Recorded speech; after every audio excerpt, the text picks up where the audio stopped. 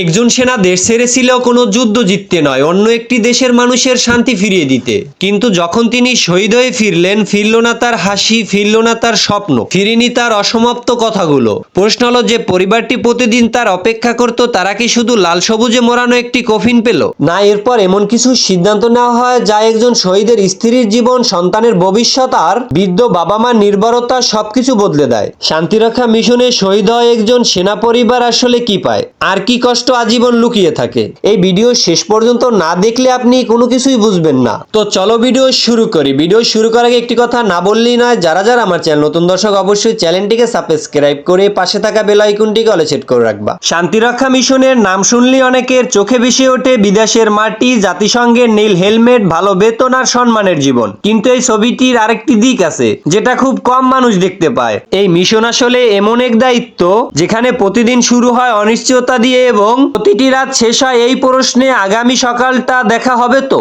যুদ্ধ বিধ্বস্ত দেশগুলোতে শান্তি ফিরিয়ে আনা কোনো সিনেমার দৃশ্য নয়, এটা প্রতিদিন ভয়, টেনশন আর জীবন ঝুঁকি নিয়ে দায়িত্বে থাকার নাম। বাংলাদেশি শান্তিরক্ষীরা সেই ঝুঁকি জেনেও এগিয়ে যান, কারণ তারা শুধু চাকরি করে না, তারা একটি শপথ পালন করে। এই শপথ পালন করতে গিয়ে যখন কেউ শহীদ হন, তখন সেই মৃত্যু শুধু একটি ব্যক্তির মৃত্যু থাকে না, সেই মৃত্যু ভেঙে দেয় একটি পরিবার, স্তব্ধ করে দেয় একটি ব্রাক, আর একই সাথে গর্বে ভরিয়ে দেয় একটি জাতিকে। শান্তিরক্ষা মিশনের শহীদ হওয়ার ঘটনাগুলো প্রায় হঠাৎ ঘটে। কখনো নিয়মিত টহলের সময় রাস্তার নিচে পুঁতে রাখা বিস্ফোরক বিস্ফোরিত হয়, কখনো দাঙ্গা থামাতে গিয়ে অচেনা গুলির আঘাতে লুটিয়ে পড়ে কেউ, আবার কখনো কনভয় লক্ষ্য করে চালানো হামলায় মুহূর্তেই সব শেষ হয়ে যায়। এই মৃত্যুগুলোর কোনো প্রস্তুতি থাকে না। সহকর্মী অনেক সময় শুধু অসহায়ভাবে তাকিয়ে দেখা ছাড়া আর কিছুই করতে পারে না। শহীদ ঘোষণার পর জাতিসংঘ প্রথমেই আনুষ্ঠানিকভাবে সেই আত্মত্যাগকে স্বীকৃতি দেয়। দায়িত্ব পালনরত অবস্থায় নিহত শান্তিরক্ষীকে লাইফ অফ ডিউটি ডেট হিসাবে ঘোষণা করা হয়, যার ফলে তার পরিবার আন্তর্জাতিক নিয়ম অনুযায়ী বিভিন্ন সুবিধার আওতায় আসে। জাতিসংঘ এককালীন একটি বড় আর্থিক ক্ষতিপূরণ প্রদান করে। এই অর্থ কোনো আনন্দের উপহার নয়, এটি আসে কান্না আর কাগজপত্রের ভিড়ে।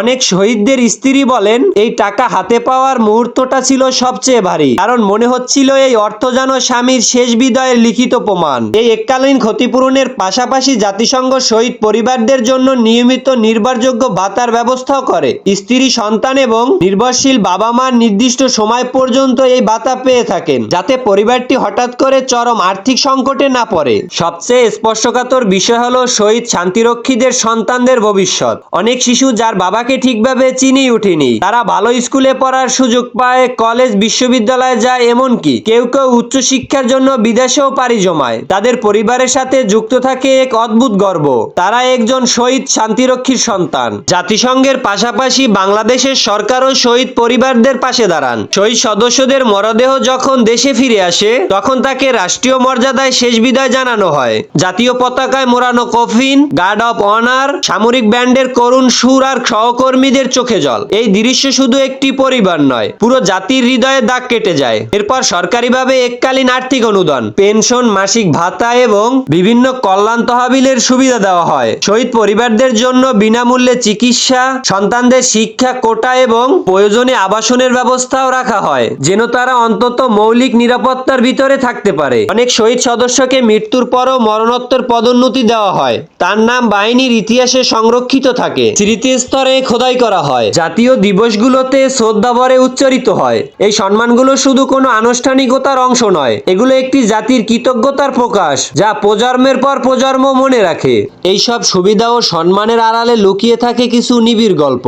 এক শহীদের ছোট ছেলে যে বাবাকে হারিয়েছে খুব অল্প বয়সে, একদিন মাকে জিজ্ঞেস করেছিল, বাবা মানে কি? মা কিছু বলতে পারেনি, তিনি শুধু বাবার মেডেলটি ছেলের হাতে তুলে দিয়েছিলেন। সেই মেডেলটাই হয়ে উঠেছে ছেলেটার কাছে বাবার পরিচয়। আরেক শহীদের স্ত্রী বলেন, তার সবচেয়ে কষ্ট হয় বৃষ্টির রাতে, কারণ বৃষ্টি হলেই তার স্বামী বলতো, ভয় পেও না, আমি আছি। আজকেও সে কথা বলে না, কিন্তু সেই স্মৃতি প্রতিটি বৃষ্টির রাতে তাকে কাঁদিয়ে তোলে। একজন মা যিনি তার শহীদ ছেলের কফিনের সামনে দাঁড়িয়ে বলেছিল, আমি আমার ছেলেকে কবর দেইনি, আমি তাকে দেশের কাছে জমা দিয়েছি। তার কণ্ঠে কান্না ছিল না, কিন্তু সেই কথার ভার ছিল পাহাড় সমান। ইসলামিক দৃষ্টিকোণ থেকে এই আত্মত্যাগের মর্যাদা আরো গভীর। কুরআনে বলা হয়েছে, যারা আল্লাহর পথে জীবন দেয় তাদের মৃত বলা যাবে না। নিরীহ মানুষদের জীবন রক্ষা করতে গিয়ে, শান্তি বজায় রাখতে গিয়ে যারা প্রাণ দেন, তারা আল্লাহর কাছে বিশেষ সম্মানের অধিকারী। এই বিশ্বাসী অনেক শহীদ পরিবারকে ভাঙা বুক নিয়েও শক্ত হয়ে দাঁড়িয়ে থাকতে সাহস দেয়। সবশেষে একটি সত্যি অস্বীকার করা যায় না, কোনো ভাতা, কোনো পদোন্নতি, কোনো সম্মান শহীদদের শূন্যতা পূরণ করতে পারে না, কিন্তু একটি জাতির গর্ব, মানুষের ভালোবাসা আর ইতিহাসের স্মরণ তাদের ত্যাগকে অমর করে রাখে। আমরা এখন নিরাপদে ঘুমাই, তখন কোথাও না কোথাও জীবনের বিনিময়ে এই শান্তি এসেছে। এই সত্যি মনে রাখাই হলো শহীদদের প্রতি আমাদের সবচেয়ে বড় শ্রদ্ধা। গাইস, আজকের ভিডিওটি এই পর্যন্তই। দেখা হচ্ছে আবারও কোনো নতুন ভিডিওতে। ততক্ষণ পর্যন্ত ভালো থাকবা। আসসালামু আলাইকুম। যারা যারা এখনো চ্যানেলটিকে সাবস্ক্রাইব করোনি তাড়াতাড়ি সাবস্ক্রাইব করো এবং পাশে থাকা বেল আইকনটিকে অলে সেট করে রাখো। তাহলে পরে কি হবে, প্রতিদিন সকাল 9টা বাজে আর্মি রিলেটেড ভিডিও ছাড়ি, সবার আগে তোমার কাছে নোটিফিকেশন চলে যাবে।